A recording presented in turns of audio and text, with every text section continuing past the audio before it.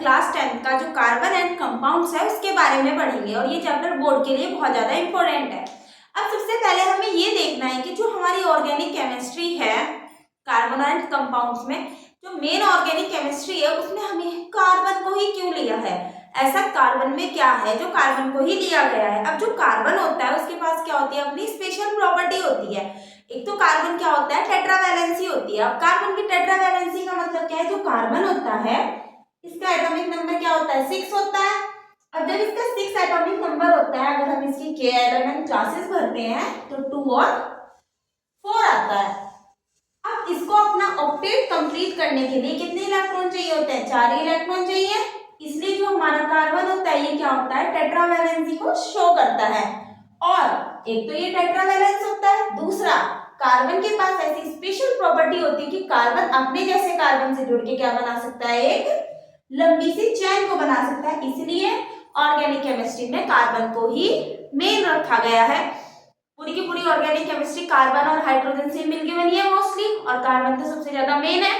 तो मेन क्यों है, क्योंकि कार्बन में क्या होता है, कार्बन टेट्रावैलेंसी होती है और एक कार्बन क्या होता है, अपने जैसे कार्बन को जुड़ के एक लंबी चेन बना सकता है, ब्रांच स्ट्रक्चर बना सकता है, इसलिए कार्बन को लिया गया है। अब इसमें हम क्या पढ़ेंगे, जो हमारा चैप्टर है इसका जो पहला टॉपिक है, हमें कोवेलेंट कंपाउंड के बारे में पढ़ना है। कोवेलेंट कंपाउंड क्या होते हैं, कोवेलेंट कंपाउंड वो होते हैं क्या,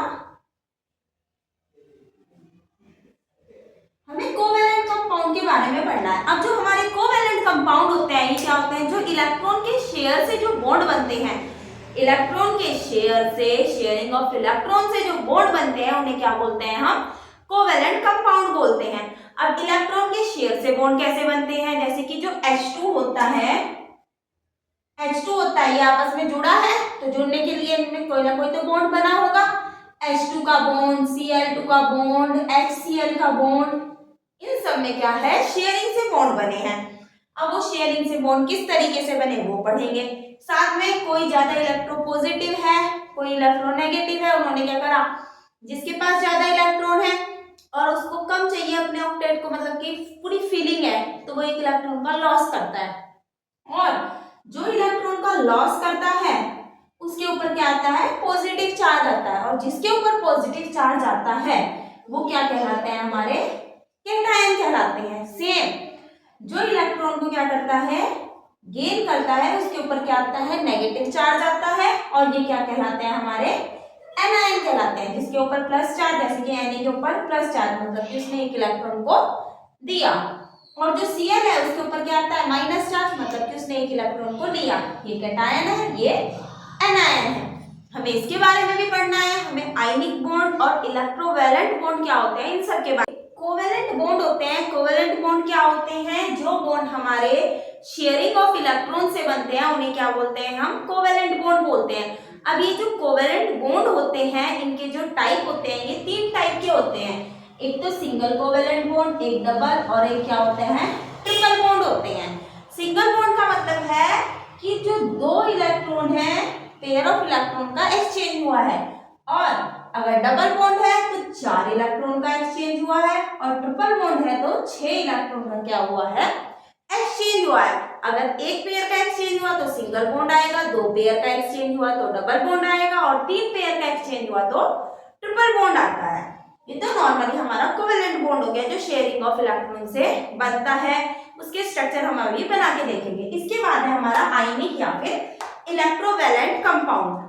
अब आयनिक और इलेक्ट्रोवैलेंट कंपाउंड जब बनते हैं, जब क्या होता है, एक एटम जिसके पास ज्यादा इलेक्ट्रॉन है वो किसी दूसरे एटम को इलेक्ट्रॉन देता है, और दूसरे वाला एटम जिसके पास कम इलेक्ट्रॉन है और उसको भी अपने ऑक्टेट को क्या करना है, कंप्लीट करना है, तो वो इलेक्ट्रॉन को क्या करता है, लेने का काम करता है। एक के ऊपर प्लस चार्ज आएगा, एक के ऊपर माइनस चार्ज आता है।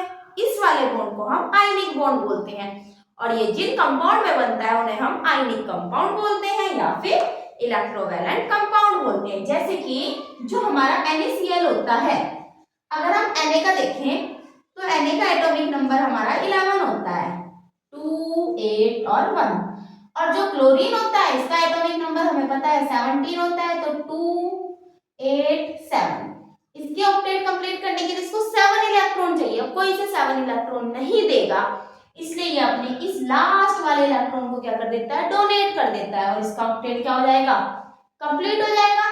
जब ये एक इलेक्ट्रॉन को डोनेट करेगा तो इसके ऊपर क्या आ जाएगा, प्लस चार्ज। सेम जो क्लोरीन है उसे एक इलेक्ट्रॉन चाहिए, अब वो 7 इलेक्ट्रॉन तो किसी को अपने देगा नहीं, एक इलेक्ट्रॉन को वो ले लेगा किसी से, मानने की बात उसने सोडियम से ही ले लिया, तो क्लोरीन के ऊपर क्या आ जाएगा, माइनस चार्ज आ जाएगा। इस वाले बॉन्ड को क्या बोलते हैं, आयनिक बॉन्ड या फिर इलेक्ट्रोवैलेंट बॉन्ड बोलते हैं। अब ये जो आपस में एक दूसरे से जुड़े हैं, इनके बीच में जो भी बॉन्ड बना है आपस में जुड़ने से, वो क्या होता है, इलेक्ट्रोस्टैटिक क्या होता है, बॉन्ड होता है।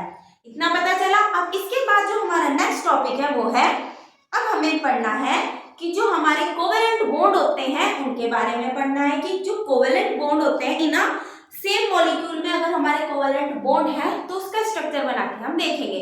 जैसे कि हमारा हाइड्रोजन का मॉलिक्यूल होता है, हाइड्रोजन के मॉलिक्यूल को क्या कहेंगे, आप H2 कहेंगे। अब इसके बीच में अगर हमें बॉन्ड बनाना है तो क्या करेंगे, हमें पता है हाइड्रोजन का एटॉमिक नंबर 1 होता है, ठीक है।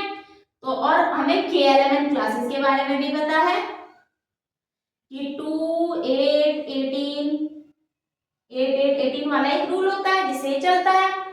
अब पहले एक इलेक्ट्रॉन है तो एक हाइड्रोजन का एक इलेक्ट्रॉन मैंने ये रख दिया। सेम एक और हाइड्रोजन है, 2 हाइड्रोजन है, दूसरे के पास भी एक इलेक्ट्रॉन है, दूसरे वाले का एक इलेक्ट्रॉन मैंने यहाँ पे रख दिया। अब इसको अपना कंप्लीट करने के लिए मैक्सिमम 2 ही इलेक्ट्रॉन चाहिए, तो इसने एक इलेक्ट्रॉन किससे ले लिया, इससे ले लिया। सेम इसने भी एक इलेक्ट्रॉन इससे ले लिया।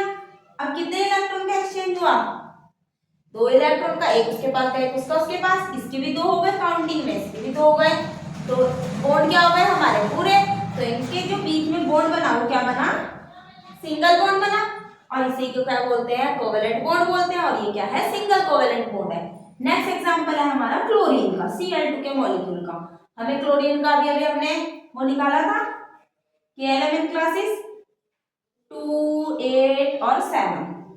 तो क्लोरीन की शेल में ये रहा एक इलेक्ट्रॉन, दूसरे क्लोरीन का गलत हो गया, 7 इलेक्ट्रॉन रखने हैं, 1 2 3 4 5 6 7, 1 2 3 4 5 6 7। पूरा करने के कितना इलेक्ट्रॉन चाहिए, 1, इसने एक इससे ले लिया। सेम इसको भी क्या चाहिए, 1 इलेक्ट्रॉन चाहिए, इसने इससे ले लिया। दोनों के 8 कंप्लीट हो गए, और दोनों के बीच में क्या आया, सिंगल बॉन्ड आया, और शेयरिंग ऑफ इलेक्ट्रॉन से इनका क्या हुआ, बॉन्ड भी कंप्लीट हुआ, स्ट्रक्चर भी कंप्लीट हुआ, और इनका ऑक्टेट भी क्या हो गया, बन गया। अब इसके बाद हम नेक्स्ट पढ़ेंगे, अगर हम इलेक्ट्रॉन डॉट स्ट्रक्चर बनाएं तो हाइड्रोजन का एटॉमिक नंबर 1, और जो क्लोरीन होता है इसका एटॉमिक नंबर 7, 2, 8 और 7, तो 1 इलेक्ट्रॉन, और इसके 7 इलेक्ट्रॉन, 1 2 3 4 5 6 7। इसको अपना कंप्लीट करने के लिए कितना चाहिए, एक इलेक्ट्रॉन चाहिए, इसने इससे एक इलेक्ट्रॉन ले लिया। सेम क्लोरीन को भी एक इलेक्ट्रॉन चाहिए अपना ऑक्टेट कंप्लीट करने के लिए, ये भी कंप्लीट। दोनों में शेयरिंग एक ही इलेक्ट्रॉन की हुई, तो इनके बीच में क्या आया, सिंगल बॉन्ड आया, इलेक्ट्रॉन डॉट स्ट्रक्चर हमने सीख लिया। अब इसके बाद हम क्या पढ़ेंगे, जो हमारे कोवेलेंट कंपाउंड होते हैं, मैंने आपको बॉन्ड जो कोवेलेंट बॉन्ड होते हैं वो मैंने आपको बता दिया कि वो 3 टाइप्स होते हैं, सिंगल बॉन्ड, डबल बॉन्ड और ट्रिपल बॉन्ड।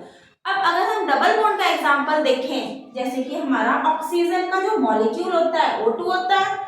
अब ऑक्सीजन का जो एटॉमिक नंबर होता है वो कितना होता है हमारा, 8, 2 और 6 K एलिमेंट क्लासेस से। अब ये कैसे हो रहा है, 2 8 8 18 होती है, KLMN। अब पहली शेल में मैक्सिमम 2 ही इलेक्ट्रॉन जाते हैं, इसलिए यहाँ पे 2 लिखा हुआ है, और दूसरी शेल में मैक्सिमम 8 इलेक्ट्रॉन जाएंगे, उससे कम जा सकते हैं, ज्यादा नहीं। अब 2 8 में से 2 तो यहाँ चले गए, कितने बचे, 6, और करने कितने हैं, 8, तो उसके पास 6 ही बचे। ऑक्सीजन का मॉलिक्यूल ये ना, एटम 1 2 3 4 5 6, दूसरा ऑक्सीजन 1 2 3 4 5 6। अब इसको कितने चाहिए, 6 है, पूरा करने के लिए 8 करने हैं, तो 2 इलेक्ट्रॉन चाहिए, तो इसने 2 इलेक्ट्रॉन इससे ले लिए। सेम इधर वाले ने भी 2 इलेक्ट्रॉन इससे ले लिए। कितने इलेक्ट्रॉन की शेयरिंग हुई, 1 2 3 4, 2 इलेक्ट्रॉन पे सिंगल बॉन्ड आएगा, तो 4 इलेक्ट्रॉन पे क्या आएगा, डबल बॉन्ड। तो ऑक्सीजन के बीच में क्या आता है हमारा, डबल बॉन्ड आता है। ऐसे ही अगर हम अपना नेक्स्ट एग्जांपल देखें, अगर हम NH2 का मॉलिक्यूल लें, मतलब कि नाइट्रोजन का, तो N2 है, नाइट्रोजन का एटॉमिक नंबर 7, पहली शेल में मैक्सिमम 2 ही, दूसरी शेल में कितने आ गए, 7 में से 2 गए 5, पूरे करने के लिए 3 इलेक्ट्रॉन चाहिए। नाइट्रोजन 1 2 3 4 5, नाइट्रोजन 1 2 3 4 5, ये अलग अलग आपको दिखाने के लिए फिर दिखा रही हूँ कि ये डॉट से दिखाए मैंने इलेक्ट्रॉन और ये क्रॉस से, बाकी और कुछ मतलब नहीं है, ये मैंने यहाँ पे लिख दिया। अब इसके पास कितने हैं, 5, 3 चाहिए इसको अपने 8 पूरे करने के लिए, इसने 3 इससे ले लिए। अब जब इसने 3 अपने इससे लिया है तो ये वाला भी क्या करेगा, इससे लेगा और इनके बीच में बॉन्ड बन जाएंगे 1 2 3। तो N2 के बीच में कौन सा बॉन्ड आता है, ट्रिपल कोवेलेंट बॉन्ड आता है। अब इसके बाद हमें कोवेलेंसी के बारे में पढ़ना है। अब जो कोवेलेंसी होती है ये क्या होती है, number of electron contributed bye an atom for sharing in a covalent bond. Covalent bond के अंदर जो इलेक्ट्रॉन कंट्रीब्यूट करते हैं वो उनकी कोवेलेंसी कहलाती है। Number of electron contribute by an atom for sharing of covalent bond is called covalency. इसे सिंपली क्या कहते हैं, हम कोवेलेंसी बोलते हैं। अब इसके बाद हमें फॉर्मेशन देखनी है, फॉर्मेशन ऑफ हमारे H2O की जो बनता है वो किस तरीके से बनता है, हाइड्रोजन ऑक्सीजन को मिलाने से हमें H2O का मॉलिक्यूल, मतलब कि सबके हमें इलेक्ट्रॉन डॉट स्ट्रक्चर देखने हैं। अब सबसे पहले हम अगर H2O का बॉन्ड देखें,